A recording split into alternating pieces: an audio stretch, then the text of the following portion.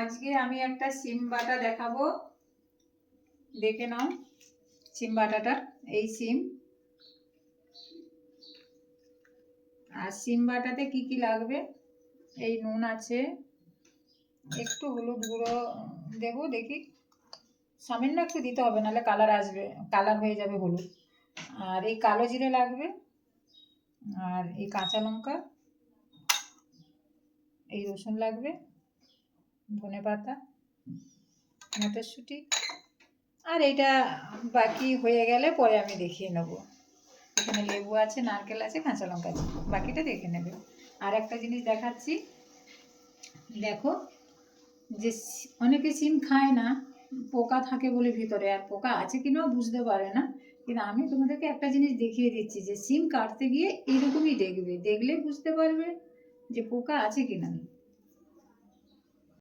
দেখো সিম যদি পোকা হয়, এই যে দানাগুলো দেখা যাচ্ছে একদম ফ্রেশ দেখা যাচ্ছে, একটা দুটো তিনটে চারটে পাঁচটা।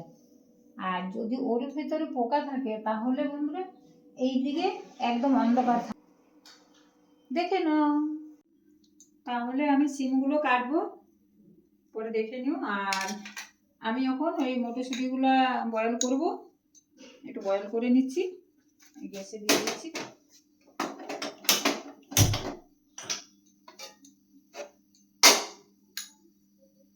আমার রান্নাঘরটা কেমন লাগলো এই হোস্টেলের, একটু কমেন্ট করে জানিয়ে দেবে আমাকে। আমার তো এটা বাড়ি নয়, এটা হোস্টেল। হোস্টেলের ভিতরে থেকে যে আমি এইটুকু করছি, এটাই আমাকে একটু বলে দিন।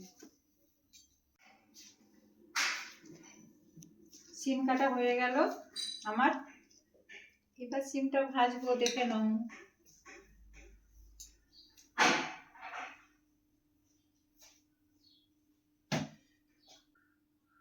দিলাম না, দিচ্ছি, নতুন তো, কিছু ভুলভাল হলে ক্ষমা করে দিও।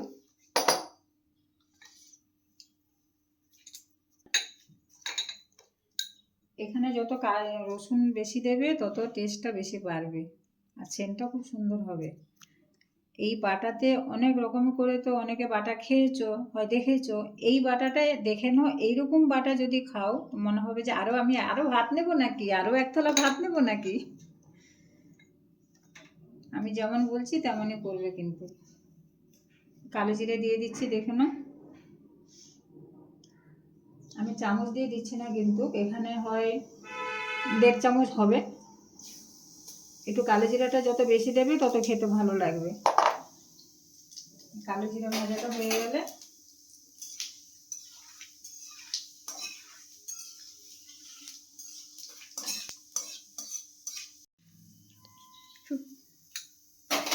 কালো জিরাটা ভাজা হয়ে গেছে, এবার আমি দিয়ে দিচ্ছি রসুন।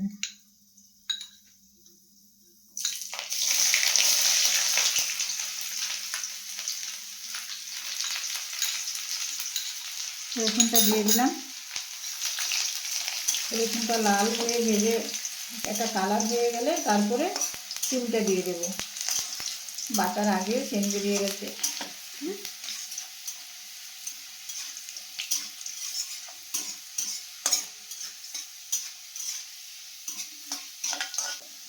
মানে মিডিয়াম করে ভাজবে, বেশি খুব করা না, বেশি খুব না। আমি ভাজাটা দেখাবো। সিমটা দিয়ে দিচ্ছি,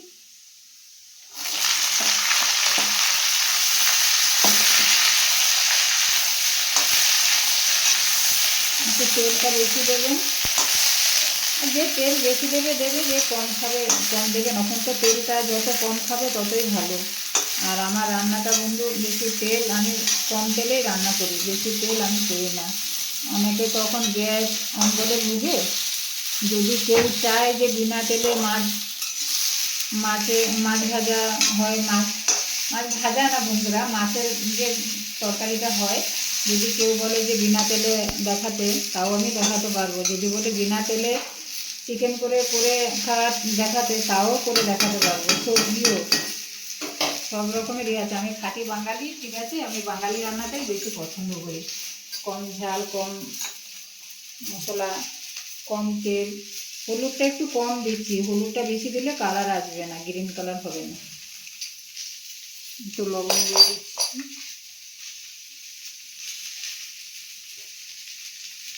হয়ে গেল আমার ভাজাটা। একটু লঙ্কাগুলো ভেঙে দিচ্ছি। এটা ইয়ে করে যায় না, কোথায় ফেটে ফেটে পড়বে।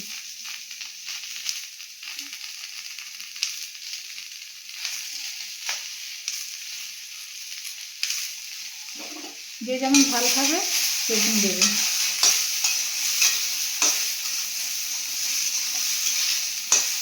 ঠিক আছে, এবার আমার ভাজা বসিয়ে দিয়েছি, ভাজাটা হয়ে নাও। হ্যাঁ, আমার মটরটা বয়েল হয়ে গেছে, দেখো কত ফুলো ফুলো হয়েছে। এরকম একটু বয়েল করে দিলে ফুলো ফুলো থাকবে, ভালো হবে। দেখো কত ফুলো ফুলো হয়েছে,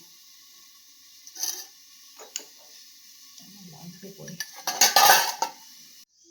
হয়ে গেল আমার ছিম ভাজাটা।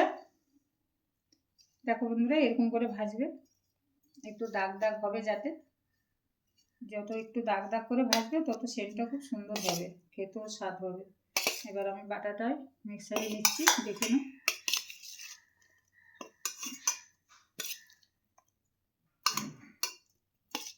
সব একসাথে ধরবে না, ধনে পাতা দিয়ে দিচ্ছি এতে।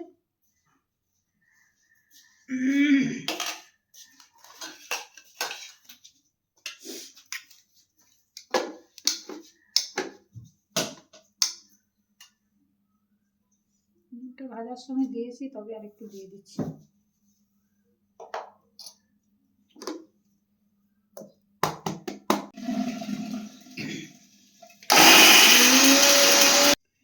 হ্যাঁ বলছি, লেবুটা যে খাবে হয় ভালো লাগলে লেবুটা দিতে পারো, না নাও দিতে পারো। আর লেবুটা যদি মিলিয়ে দাও, এগুলো সব খাবার সময় মিলিয়ে দেবে, আর টেস্টটা একটু বাড়বে। যে এরকম করে সব রকমের তো খেয়ে দেখেছো, আর সব রকমের বাটা দেখেছো, আর আমি যেভাবে করেছি এভাবে করে একবার খেয়ে দেখো। লেবু আমার বাটা হয়ে গেল, চিম বাটা। দেখো কেমন লাগছে পেনটা, ভালো লাগছে তো? ভালো লাগলে বলো কেমন হয়েছে। একটা লাইক সাবস্ক্রাইব, একটা কমেন্ট করে দিও, শেয়ার করে দিও, শেয়ার শেয়ার।